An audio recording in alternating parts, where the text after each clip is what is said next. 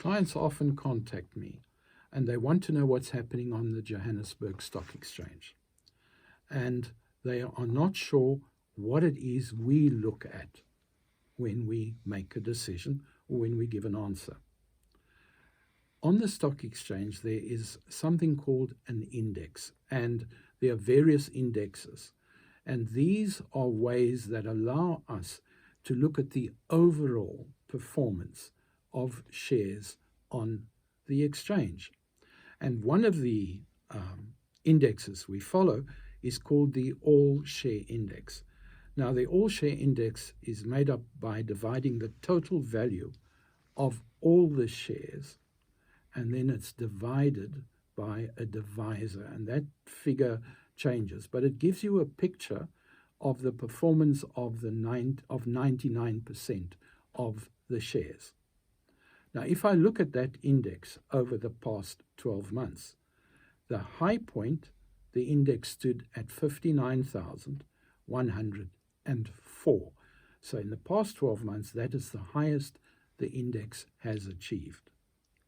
If I look at the low point, then that figure was 37,177.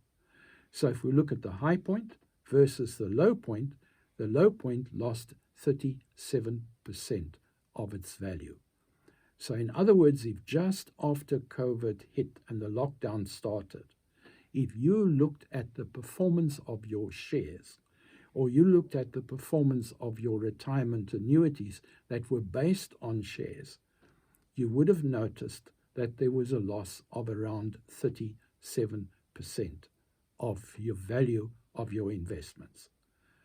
Now, it's what you do at that point that separates those who know how the stock exchange works from those who don't know. The majority who went into panic sold, so they effectively lost 37% of the value of their investments. Those who spoke to their financial advisors would have been told, hang in, don't get out right now.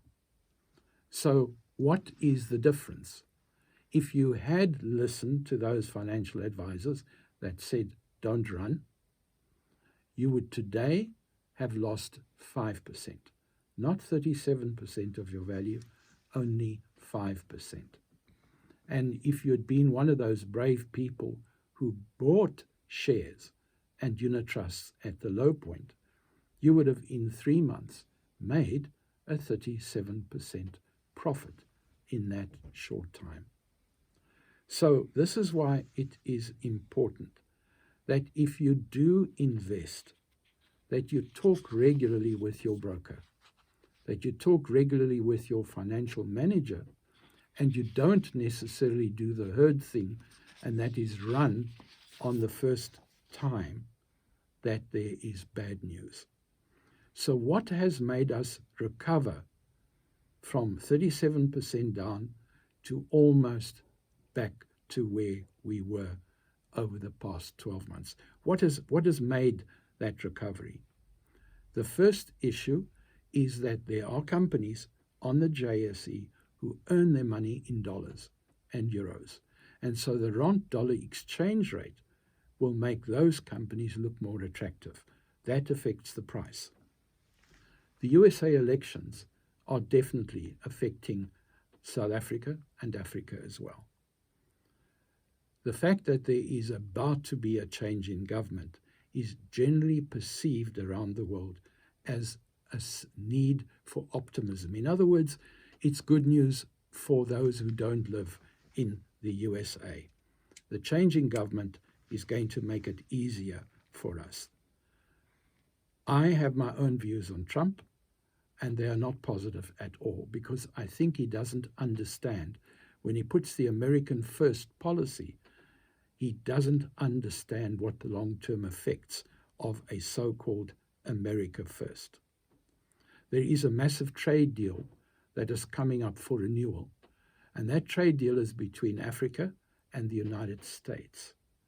If Trump was still going to be in power, he was probably going to start implementing some kind of punishment for some African countries, because he has a strict issue. If you don't support him in everything he does, then he uses penalties against you to punish you.